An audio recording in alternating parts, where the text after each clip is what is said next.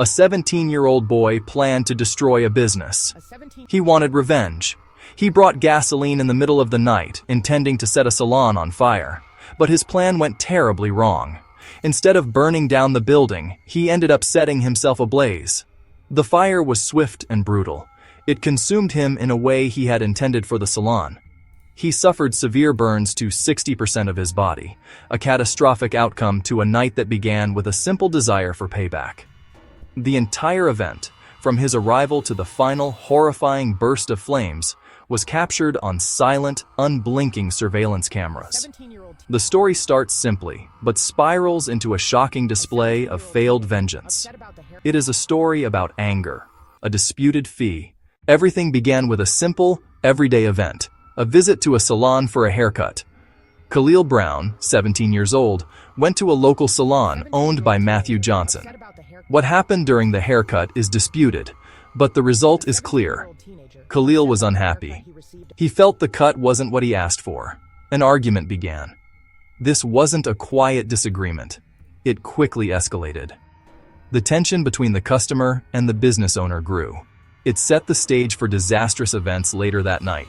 The dispute wasn't just about the cut, it was also about money. The owner felt Khalil was looking for trouble, so Matthew Johnson decided to charge a fee. He charged Khalil $25. To Khalil, that fee wasn't a normal service charge. He saw it as an insult. He perceived it as a form of discrimination. Hours passed, the sun set, the city grew quiet. The salon closed for the night. But for Khalil Brown, the conflict was far from over. His anger had not subsided. It had solidified into a concrete plan for retribution. At approximately 3 o'clock in the morning, he returned to the salon. He did not come back to talk. He did not come back to demand a refund. He came prepared for destruction. He carried with him a container of gasoline. The gasoline was the key ingredient for his planned arson. The darkness provided cover. As he moved around the exterior of the building, a critical and unseen event occurred. While handling the gasoline, some of it splashed onto his own clothes and skin. It is unclear if he was even aware of the spill in the darkness. This accidental splash was a fatal mistake. In his haste and fueled by anger, he'd been careless. The flammable liquid he intended to use as a weapon was now clinging to him, soaking into the fabric of his clothes. He was now a walking fuse, completely oblivious to the immediate, life-threatening dangers he was in. His mind was elsewhere. He was ready to complete his act of vengeance. With a steady hand, he moved to ignite the fuel. He likely expected a contained fire, something that would scorch the building's exterior and send a clear message. Or perhaps, if he was lucky, the flames would spread inside. His focus was singular: the destruction of property. He wanted to make Matthew Johnson pay for what he saw as a deep betrayal. The moment of ignition was the final, irreversible step in his plan. It was the culmination of hours of simmering rage. He had the means. He had the opportunity. And in his mind, he had the motive. The instant the flame met the highly volatile gasoline vapors, there was a sudden and violent explosion of fire. It was not a slow burn. It was an instantaneous fireball. The accelerant on his own body ignited, turning him into a human torch in a fraction of a second. The result was catastrophic and immediate. The flames engulfed him, clinging to his gasoline-soaked clothing and burning his skin with unimaginable intensity. The fire he meant to control became an uncontrollable force, turning on its creator and attacking his own body. The accelerant he used ensured the flames spread with terrifying speed.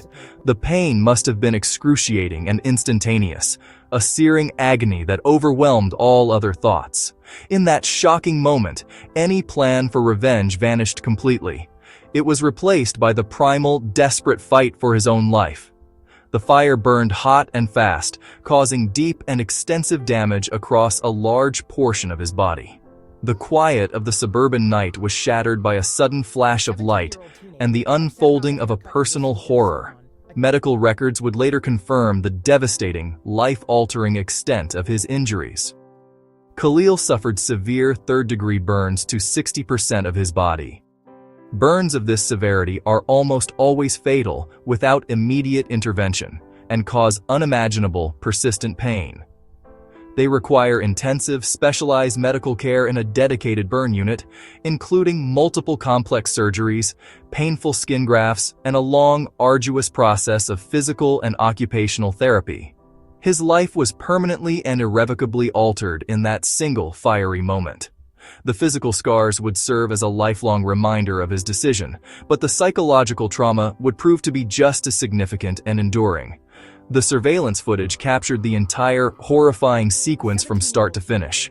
It showed the bright, explosive flash of the ignition, followed by the shocking sight of a human figure completely engulfed in flames. The video provided an unemotional, objective record of how a calculated act of arson turned into a terrifying moment of self-immolation. When authorities arrived at the scene, the investigation began. Primary evidence: surveillance camera footage. Clear second-by-second account outside the salon at 3:00 a.m. Khalil Brown arriving alone, carrying a gasoline container, spreading the flammable liquid. Moment of ignition captured. Khalil engulfed in flames. Undeniable video record removed doubt. Investigators collected physical evidence at the scene. Evidence marker on sidewalk next to debris. Gasoline residue tests confirmed an accelerant was used. The gasoline can was recovered and tagged. Inside the salon, investigators found documentation related to the dispute, business records showing the $25 fee. Together, these pieces of physical evidence painted a clear picture of motive and intent. Hospital medical records became another critical piece of the puzzle. In the aftermath of the fire, as Khalil Brown began the long and painful process of recovery, the story took a stunning legal turn. One might have expected criminal charges to be the primary legal focus. However, Khalil's mother filed a civil lawsuit. Instead, it targeted Matthew Johnson, the owner of the salon her son had attempted to burn down. The legal action was a bold and highly controversial move that immediately captured public attention and sparked widespread debate. After months of preliminary filings and legal maneuvering, the $2 million lawsuit made its way through the intricate legal system and eventually came before a judge for a final determination. The court was faced with the complex task of evaluating the merits of the claim that the salon owner, Matthew Johnson, was legally responsible for Khalil Brown's severe injuries. The presiding judge meticulously reviewed all the evidence presented, including the crucial surveillance footage, the documentation of the disputed fee, and the impassioned arguments made by both sides. At its heart, the case hinged on a fundamental legal principle. Could a business owner be held liable for the independent criminal actions of another person, even if there was a prior dispute? The decision would set an important and potentially far-reaching precedent. After carefully considering all the facts, the judge made a decisive ruling. The court dismissed the mother's lawsuit in its entirety. The judge firmly rejected the argument that Matthew Johnson's alleged discrimination was the direct legal cause of Khalil's injuries. The ruling made it unequivocally clear that the responsibility for the fire and the resulting catastrophic burns lay solely with the person who brought the gasoline and deliberately started the fire.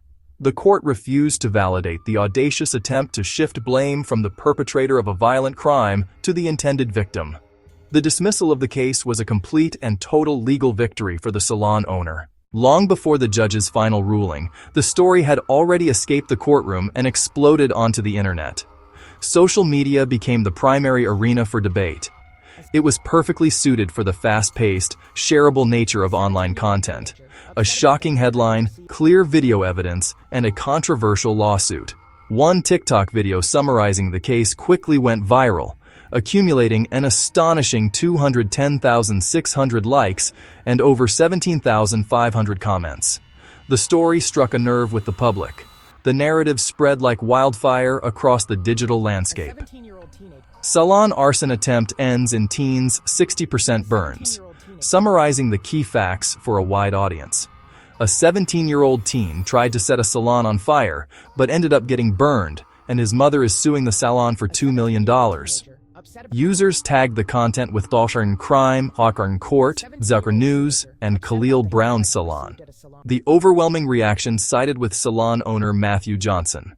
At its core, this case is a stark and powerful lesson about personal responsibility. The judge's decision to hold Khalil Brown accountable for his actions, despite his age, reinforces a fundamental societal principle. Our choices have consequences. Khalil made a deliberate choice to commit a violent crime. The tragic outcome, his severe, life-altering injuries, was a direct result of that choice. The court's refusal to shift blame to the salon owner underscores the idea that we are the authors of our own actions, and we must bear the results, whether good or bad. A simple dispute over a $25 fee spiraled into a premeditated crime with catastrophic results. The public rejected the idea that the perpetrator could be the victim in a lawsuit. This case isn't just about a fire and a lawsuit, it's about accountability, the cost of unchecked anger, and society's firm line on personal responsibility.